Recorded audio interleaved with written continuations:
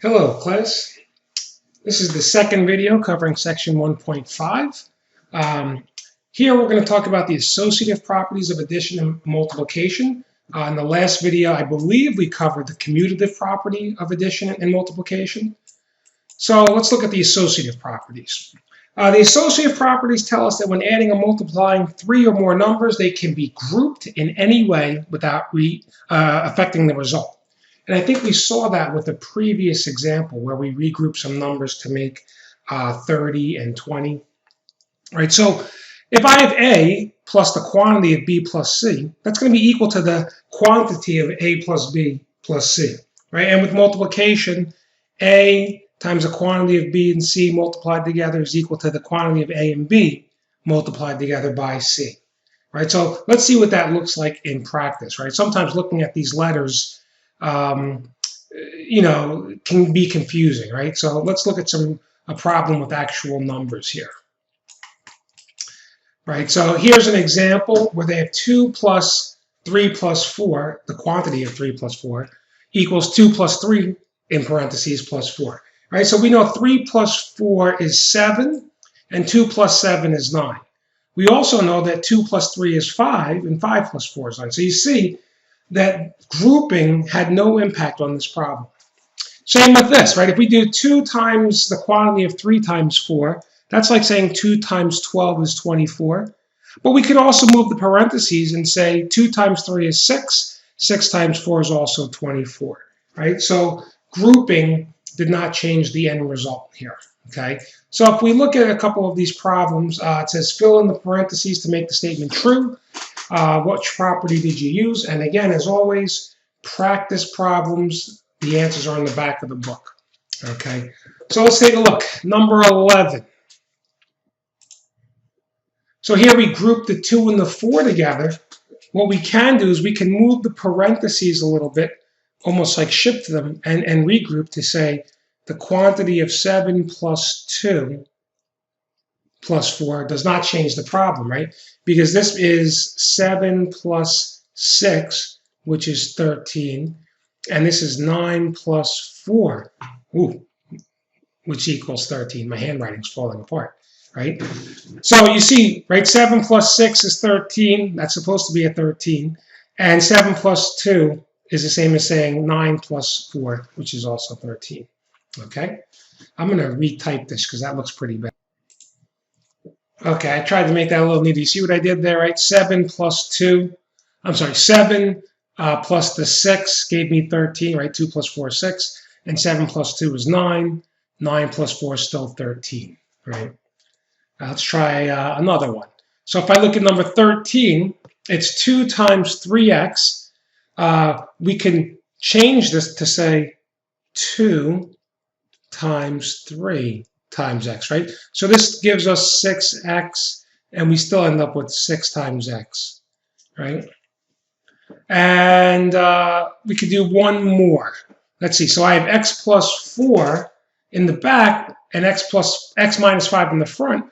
I can change the order again, and I can write something like x minus 5.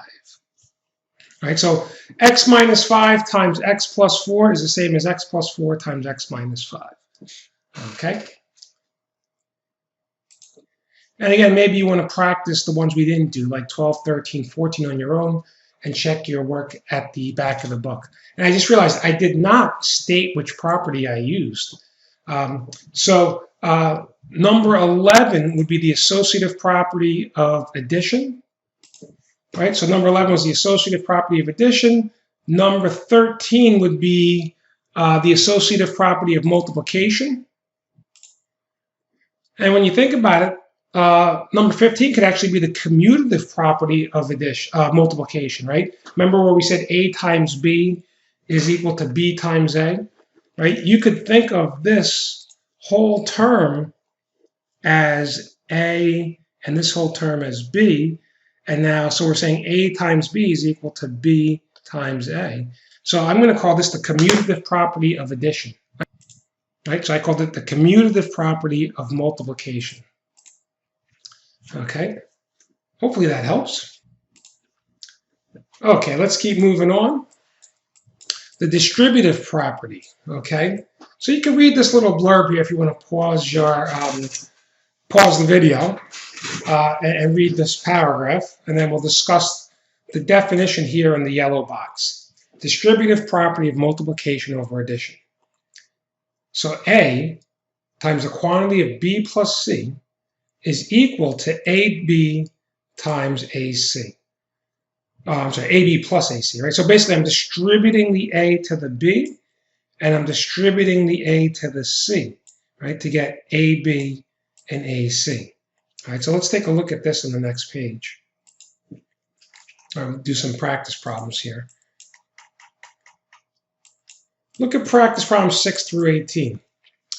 All right, so I can distribute the 2 to each of the terms, right? So 2 times x, right? 2 times x will be 2x, and 2 times 3y becomes 6y, and 2 times the negative 4z becomes negative 8z. And that's all you can do for number 16. Number 17, this 5 stays where it is, but this negative 2 gets distributed. So I have 5. Now negative 2 times x is negative 2x, and negative 2 times negative 7 is positive 14. Notice how I didn't really touch the 5.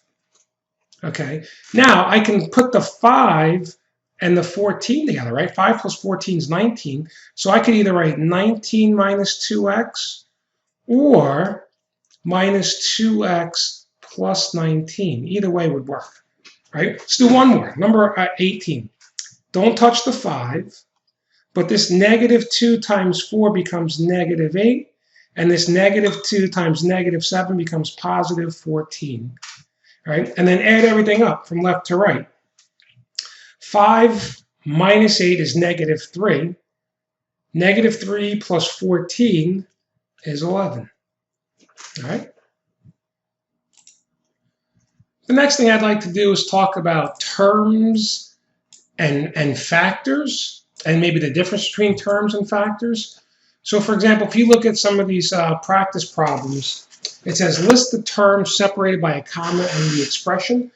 So anything that's separated by a plus or a minus, not in parentheses, you could think of that as a term, right? So the 4x squared is a term, the 2xy is a term, the negative y is a term, and the 1 is a term, right? So the number 19 has 4 terms, and if I were to separate them by a comma, I would write 4x squared, comma, negative 2xy, comma, and so on, right? But I have an arrow pointing to each of the terms, right?